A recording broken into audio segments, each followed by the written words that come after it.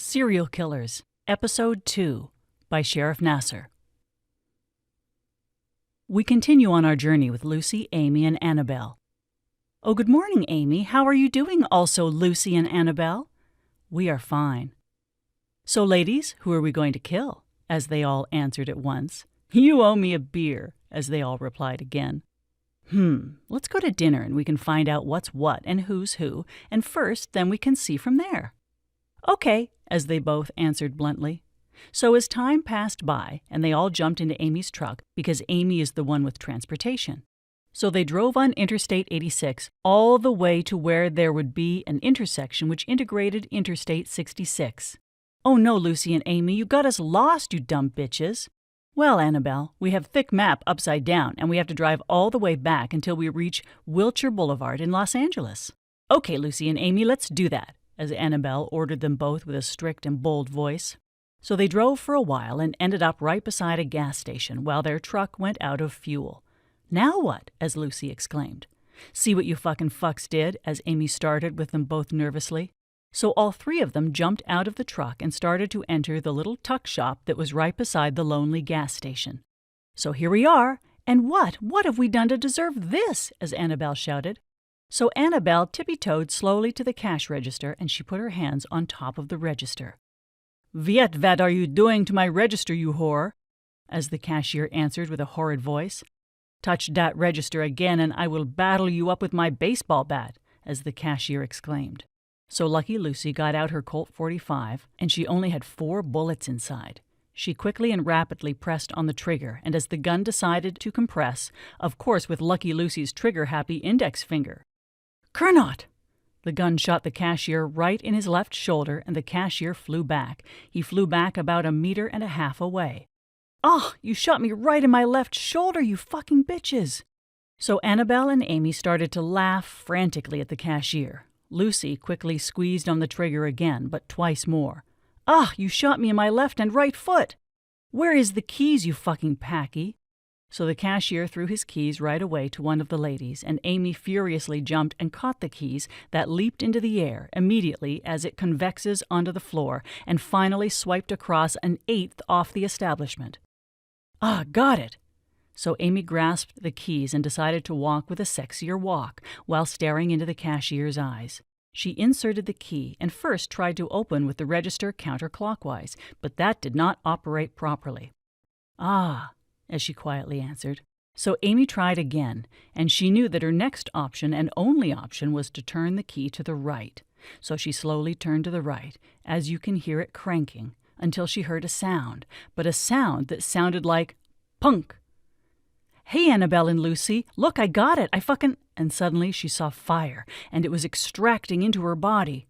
"Oh, fuck!"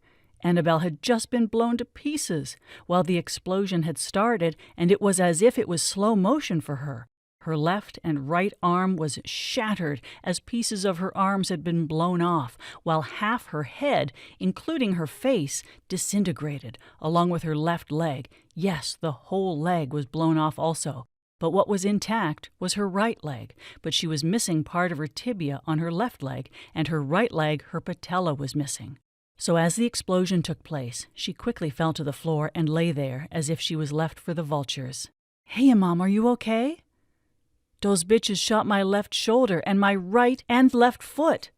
So the gas attendant quickly unzipped his pants and quickly hurried to Annabelle's helpless body and started to fornicate with her. So Lucy said, "Let's leave the gas attendant alone with Annabelle while we look for money to fuel up our truck, and we can leave." "Look what I found, Lucy. A quickened stack of 50s laying in order right behind where Imam would be sitting," as Amy replied to Lucy. "Okay, hurry up, let's fucking leave." "Okay," as Amy answered back. So Amy and Lucy hurried and fueled the truck while keeping about $300 inside her pockets and started the engine. The tires squeaked fast, and it burned rubber like no tomorrow. So Amy was driving, and the passenger is Lucy, while the both of them looking at the gas attendant fornicating with Annabelle's lifeless body. The sun started to come down. Meanwhile, some officers in the cruisers passed them by with sirens going off. Amy and Lucy both giggled as they started to speed along Interstate 25. "Oh, now what do you want to do, Lucy?"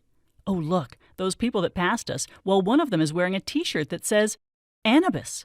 Whatever that's supposed to mean. Ha ha! They just both laughed again, but their laugh were a freedom laugh. So they were driving for 2.5 hours when Amy told Lucy to drive, and as she told Lucy to drive, you know Lucy was the gal who is trigger-happy, and Amy is just a psychopath with no empathy whatsoever. No, you keep driving, Amy.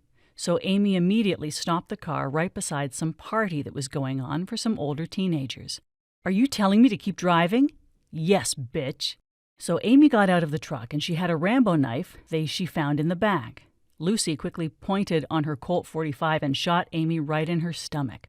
You fucking bitch, why would you do that? I thought we were friends. So Amy was right beside Lucy when Lucy shot Amy in her stomach, and she turned while backstabbing Lucy right in her jugular. So Lucy fell down quickly, and she grasped her neck. Amy fell to the floor while holding her stomach gunshot wound. Hey, Amy, are you okay? And that was Lucy's last words before she started to feel faint, while the blood squirted from her neck and Lucy lay dead. Ah! As Amy exclaimed while she lay along the truck's right side door, and all that Amy could do was to sing songs, quietly but not too quiet. 5 minutes passed by, and one hitchhiker came quickly to Amy and asked Amy if she was okay. Are you okay, ma'am? Do you need a doctor? Holy shit, what in heaven's happened to her? She looks like she's been sucked out half dry. So Amy said to the gentleman, Oh, she's a fucking bitch, and yes, I stabbed her right in her jugular. So the man exclaimed that he saw all three of them, Amy, Lucy, and Annabelle, in a wanted poster, and also on the morning and evening news. The gentleman quickly searched their pockets and found $300 and suddenly vacated the area, where he ran for 20 minutes and hitchhiked a ride on his way to the land of opportunity. Now, what is that man going to do? And how will he become rich and famous is the question. Serial Killers 3. So I was waiting for someone to pick me up because I left the women there to rot. As Peter was waiting for his fellow mate to pick him up, he came across a rope, but a rope that was about 1.5 meters long. This includes his gun and his knife from the ladies. Going my way? Peter exclaimed loudly, and in no time there was an adult, plus a woman, and this also includes a dog. Yes, where are you heading? As the driver replied back to Peter. I'm heading south by southwest, all the way to Wilshire Boulevard and 6th, around Maine. Well, Billy Bob, we are going to take you only a quarter ways. So Peter hopped into the car, or maybe it was a truck. Well, anyway, they drove down I-90 all the way to Heatherdown Road. Well, Peter, this is your last stop. We got to go along Heatherdowns Road all the way to Trafalgar Street to our destination of our anniversary, where we would after go on a cruise to the Canary Islands. Well, okay, but first, can you guys step out of the vehicle? Because I need to take photographs of you all, including your dog. But you guys have to lay on the floor and turn your head to the right. As for the lady, she can turn her head to the left. And as for your dog, well, I have a rope that will tie all of his legs down, and therefore you all can act as if you're dead. What kind of sick fuck want us to do this? Oh, it's for my main role in an upcoming movie, where I will be the killer, and you guys can act dead. Well, Peter, whatever turns you on. So Henry and Wilma plus Wolf took their leading roles and did what Peter told them to do. Now what, Peter? Oh yeah, can you all just separate yourselves about 20 feet each away? Come on, Peter, why do we have to go through all this now? What's in it for us? Well, Henry, I got 1,000 here, and it could all be yours. Well, darn, okay then. So Henry got back up and started to walk. He walked all the way until you can see by your index finger and your thumb of squeezing each other. So did Wilma, and Wolf just stayed with Peter. Henry fell dead on the floor to his left side. So Peter quickly approached Wolf, and he had only 2 bullets left in his gun. So Peter took out his knife and said, Ah, as we should all mean when we mean to say, tailspin. So Peter started to slowly cut at Wolf's tail end, and as Wolf screamed voraciously and wildly, it did not matter to Peter anything. Ah! Thank God that came out properly. Now, what's next?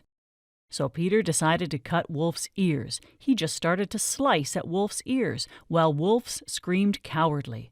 The only thing that mattered to Peter was that he was covered in blood. Huh? What was that?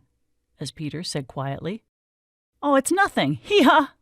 All of a sudden, everything went slow motion, and Peter looked behind him as fast as can be. Bang, ting, kerplunk! Peter was presumed dead because an automobile had just hit him, but at the speed it was going, nobody can survive it. Ha ha!